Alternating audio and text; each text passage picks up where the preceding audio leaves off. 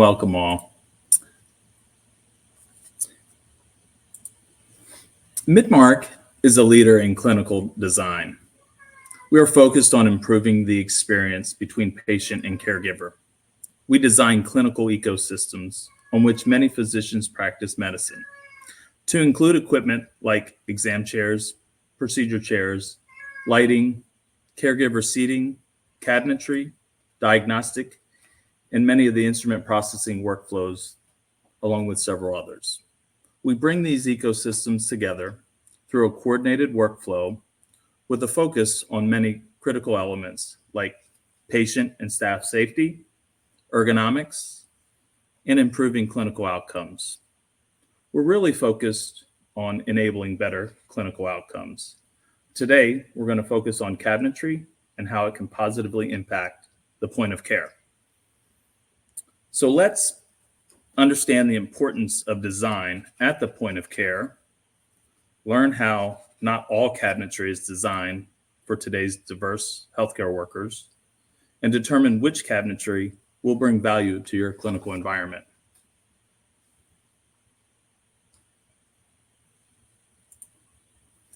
We believe that better care starts with a better design experience, and that it's really important that equipment used at the point of care is designed for that clinical environment.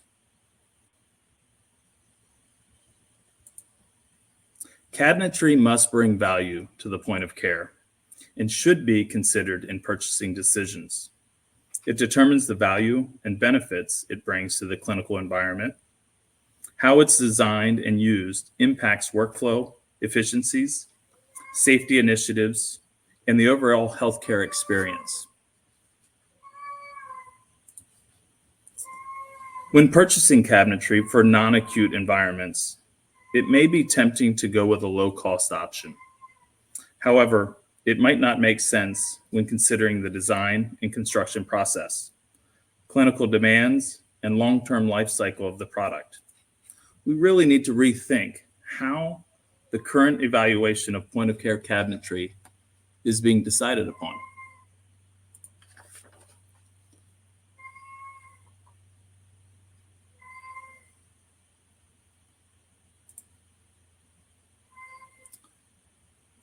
We'll have a poll question coming in.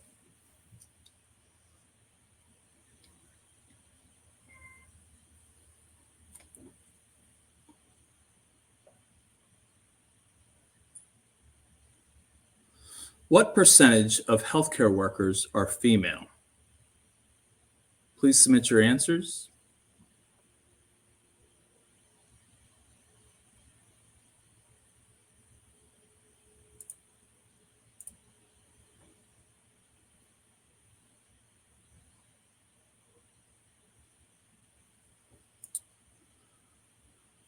Pretty diverse percentage here coming in.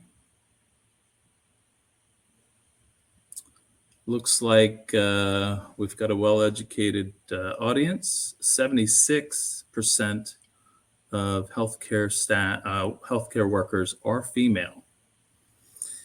And this plays an important role on how we're considering and who's utilizing the cabinetry and how it impacts the supplies that are accessible. So let's dive in to the 5 questions that we need to ask about point of care cabinetry. Mike? Thank you, Craig. So the first question is the cabinetry designed to withstand the rigors of healthcare environments? So we'll start with the steel-on-steel construction of Midmark synthesis cabinetry, which is a good image on the right here of the hinges of the doors. Steel fixed onto steel. Just want everyone to think and contrast that to your traditional millwork, which would be steel sealed into wood, which is going to break down over time.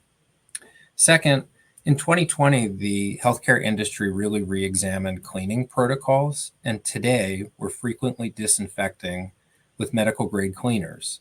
Seamless design and robust materials that can withstand cleaning without discoloration, breakdown, or delamination are important. And then finally, Cabinetry is typically funded one time in a project, and then it's expected to last years, if not decades. So a long lifespan on cabinetry is important.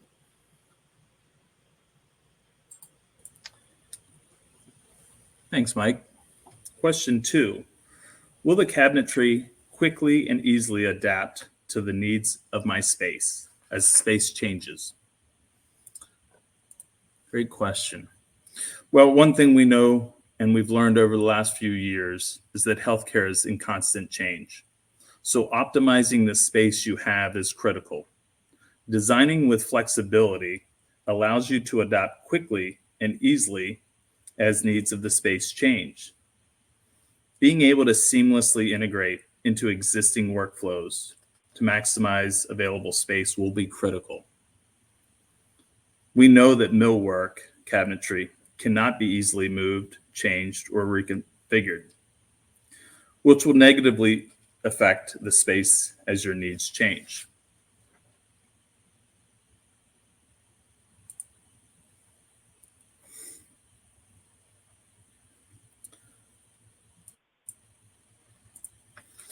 As your supplies change, so should your storage.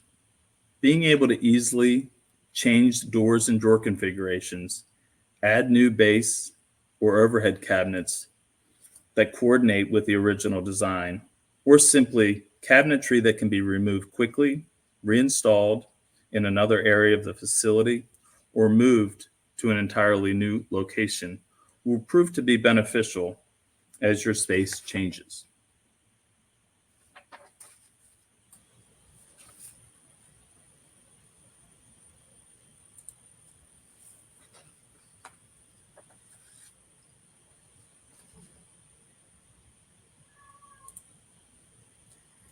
Thanks, Craig. So the third question is, will the cabinetry adapt to my clinicians and staff or force them to adapt to it? So healthcare workers are the most injured group of workers in the United States, according to the Bureau of Labor Statistics. And as we learned earlier on the poll, 76% of frontline healthcare workers are female, with an average height being just under 5'4". As you can see on the image on the right, traditional cabinetry is not designed to work for them. At the high height of the cabinet at 84 inches, a typical frontline healthcare worker can only access 27% of the storage. And she can't even see the items that are on the top shelf. Here's what it looks like in practice. These are some images from our research when developing our wall-hung cabinetry line. And you'll see people out there getting pretty creative. They'll be using step stools, they'll be using grabbers, but really all of that reaching, bending, stretching, and standing on top of things is contributing to injury risk. Through better design, we can improve access to storage from 27% to 73% by doing the following things. One is lowering the top height from 84 inches to 78 inches. The second is reducing the depth from 24 inches to 18 inches. And what that does is it puts more storage within the reach range. If I look at the image on the right of this frontline healthcare worker, she can now reach almost everything without having to bend and stretch. The angled shelves pictured increase visibility to supplies, even when they're on the top shelf.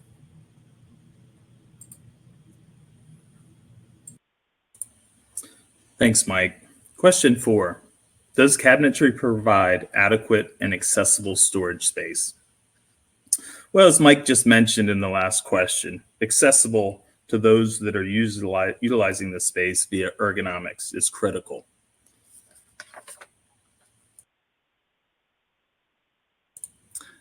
Thanks, Mike. Question 4. Does the cabinetry provide adequate and accessible storage space? Well, as Mike just mentioned in the last question, accessibility to those that are utilizing the space via ergonomics is critical.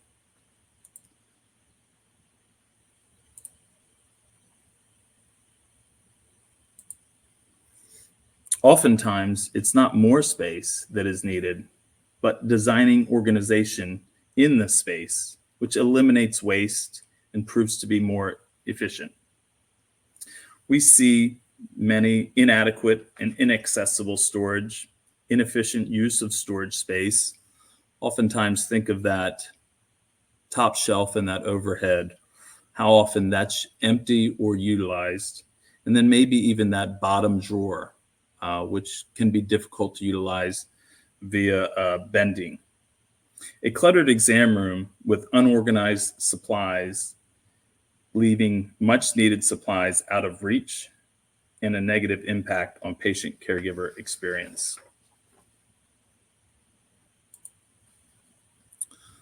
Let's look at the image to the right for a minute and imagine that all storage was this organized here on the photo of the right.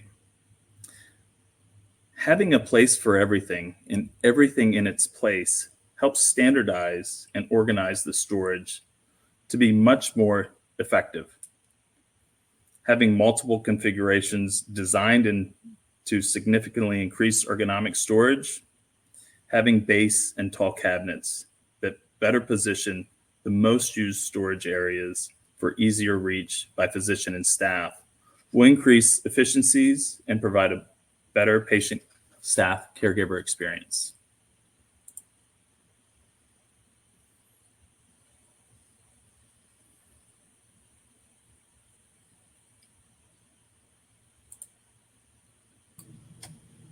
The fifth question is, will cabinetry complement my infection prevention protocols or create vulnerability? Typical PLAM millwork is MDF based and will use edge banding generally along seams.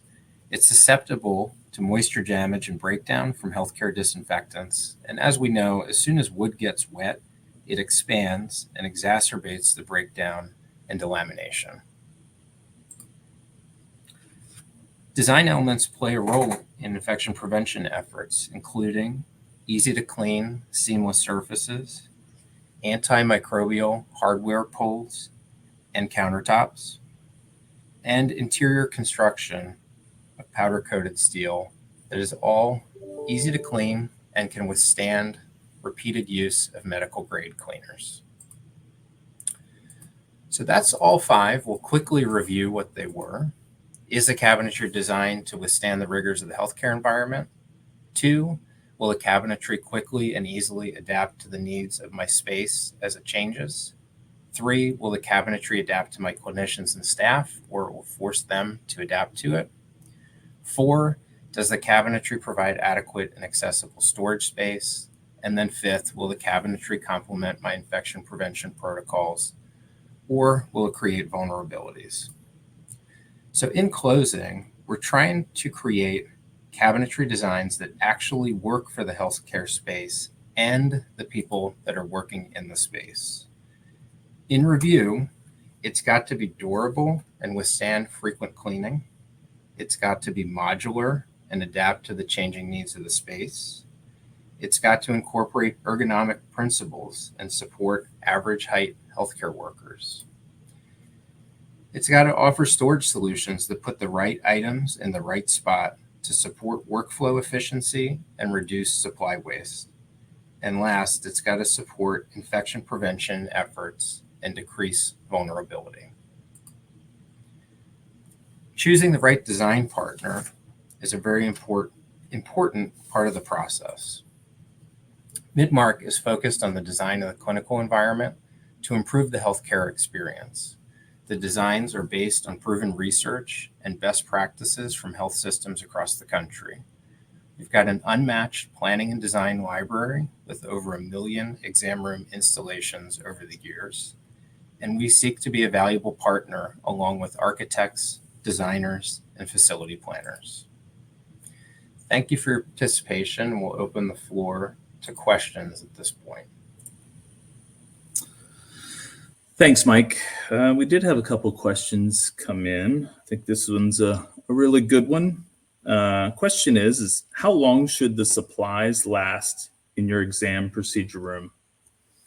We get this one out in the field quite a bit, and I'm not sure that there's a right answer, but we often hear, 1 day, 1 week, or maybe even until it runs out. And I guess there's no right answer here, but we are seeing a shift in health systems that are stocking supplies for the scheduled daily use. This is a trend that's driving right size to the standard cabinetry configurations.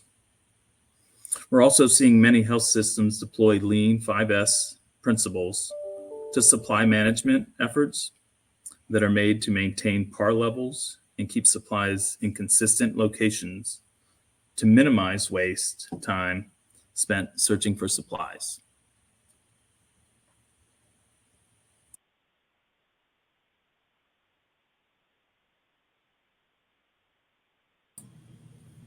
Thanks, Craig. The second one that we had came in is why include a manufacturer with the design process? So the way I would answer that is, in the best case, you should have your designers, architects, and manufacturers working together. Each one of those groups is going to have a valuable point of view. The manufacturer is going to be an expert on the products that are in the space and be aware of the regulatory and technology requirements. So it's really going to help to get the people, the technology, and the workflow coming together. Thanks, Mike. Another question came in.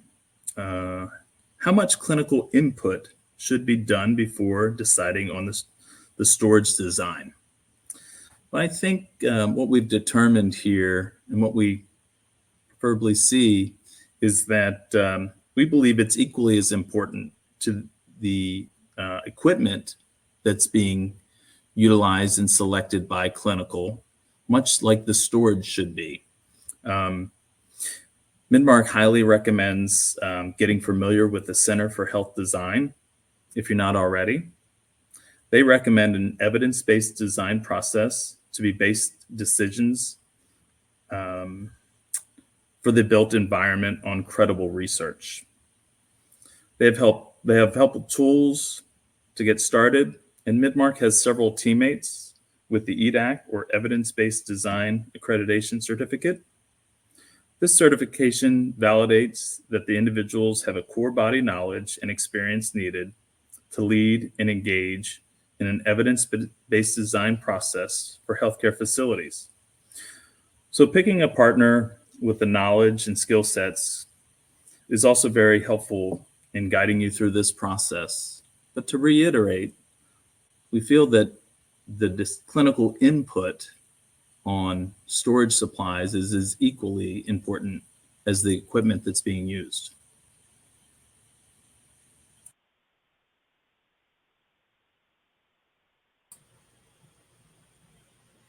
Okay, I've got two that came through. One should be a real quick answer. The second one will be a little bit longer. So one was, somebody joined late, will recording be available? The answer to that is yes. The second question was, it was mentioned the cabinetry is made of steel. What's the environmental impact? So good question there. 79% of Midmark's synthesis cabinetry is steel and can be recycled. It could also be reused because it's modular. So in projects where the cabinetry is reused, we're able to repurpose roughly 90% of the cabinets, either in a new setting, in a different space, or through donation to a charitable organization. Thanks, Mike. We had another question come in around rounded corners to be added in additional safety, for additional safety. It's an excellent question. And you'll see incorporated in our design, rounded surfaces, seamless surfaces. Take, for example, our interior of our drawers. They all have rounded corners to be wiped out and cleaned, which is an important safety feature. But then also the countertop surfaces would be rounded at the edges. We know healthcare workers lean in not only to their work, but into the cabinetry itself. So we encourage rounded handles, rounded corners. That's a great question. And then, Craig, feel free to jump in as I answer this one if you have a different point of view. But there's one here, in paraphrasing, concern that we have about modular casework is plumbing. Wouldn't plumbing connections be an issue if relocated the runs of modular casework? So the plumbing would, in my opinion, is the one area that is going to be hard to move in terms of modularity. I will say that the sinks bases that we use, they are generally wall hung, and they have a window opening in the back, and the front panel comes off. So if you need to access any of the utilities, it's really easy to do that just by removing a couple Phillips head screws. But I would agree with your concern in the question that physically moving the plumbing is going to be a bit of an undertaking, but everything else can kind of move around the plumbing really easily. Craig, I don't know if you have a different point of view on that. Yeah, well, not really, but just to reiterate, Mike, I think in design, plumbing dictates a lot of the design. What wall is plumbing on? And so that does dictate the design of where the water is, where the return is. But keep in mind that all of our cabinets are finished on all sides. So if that cabinet that was on the left needs to be on the right, that left side would still be finished. Yes, water and return it drives a lot of design. However, having the flexibility around finished cabinets on all sides does help. Just reading the next question here. Is there any specifics requirements to have wall-mounted base in tall cabinets versus a regular floor-mounted? Well, requirements, I can't think of it, but what I would say is that, I would say that most of the areas that we design for are at the ADA height for the countertop. And so, we'll see that dictate where the start, if it is a tall cabinet that's incorporated into a 34-inch height countertop. But typically, we're going to have 3 tall units that are going to be designed to be accessible for that caregiver, as well as the ability for gravity-fed shelves for that higher shelf. Mike, any additional thoughts on the floor mounting versus? Yeah, the only other thing I'm trying to interpret the participant's question maybe a little differently. There would be a recommendation for wall blocking. That's the only thing in terms of installation that would be a different requirement versus a floor mount. So it sits on a simple mounting cleat, but we do recommend that the mounting cleat has backing behind it just to support the weight of the cabinet. Yeah, thanks for taking that, Mike. Yep. Here's another one. I think it's really important in regards to ADA and glove dispensary. We get this one a lot. And there was a slide earlier on in the presentation that, keep going back if you would, Mike. Keep going. Yep, a couple more. One more. There we go. So to answer the question, I would say that on the photo to the left versus the photo to the right, and where ADA comes into play with glove access. Certainly in the photo to the left, the lower gloves would be accessible to the caregivers. And so we have that ability, and that's, when we think about flexibility and optimizing space and being able to reconfigure drawers and doors, we have that ability to place that and are aware of the regulatory and facility guidelines that are required, whether it be state to state or nationally. So I hope that addresses that question well. I think that photo should. So Craig, the next one I see coming through is, can we select our own PLAM finishes on your products, for example, Wilson Art? So the short answer on that is no. We use a patented process to heat seal the finish onto the steel. So it's pretty unique.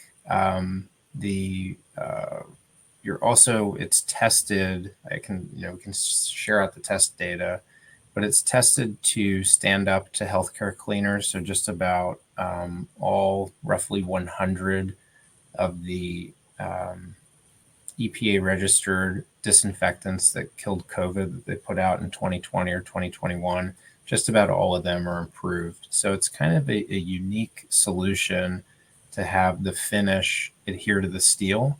So we do have 21 choices of colors, but it is not unlimited. So you'd want to choose something that's in our existing catalog library. Yeah, the only thing I might add there is if the question was asked around laminate countertops in Wilson Art, we might just add that we see a tremendous trend towards solid surfaces for countertops, but we do still have provide a laminate countertops in certain areas, and where we would use Wilson Art for mica type surfaces. Another question that came in: does modularity mean having more cabinets, sizes, increments, and filler panels available? It's right in our wheelhouse. I would say we're kind of a hybrid between, your modular cabinet and your kind of fully customized. Our cabinet line is built in 3-inch increments up to that 30-inch range, and then we would go to 6-inch increments. And certainly we would value engineer any areas that may have a unique size to make sure that the size cabinetry is optimizing the supplies in there.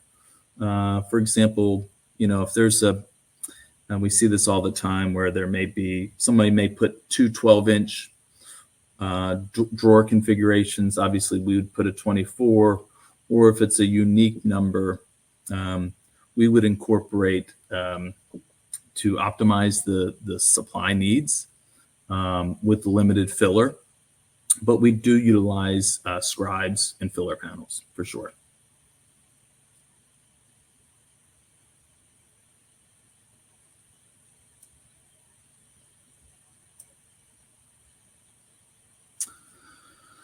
Another question here. Do we have any pushback on open hardware or any options that are handleless that are still ADA accessible for opening?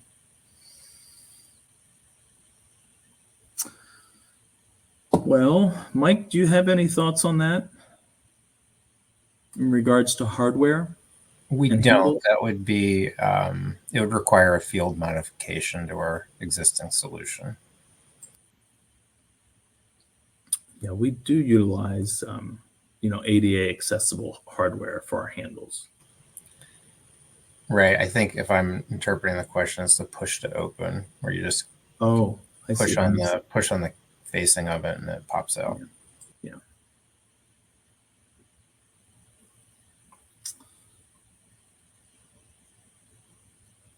Well, that was a nice flurry of Q&A. Thank you for those joining and participating.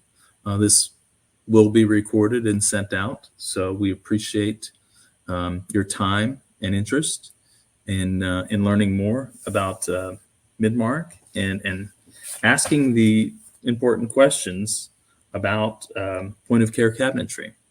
Thank you all and have a wonderful day. Thanks, Mike. Thank you.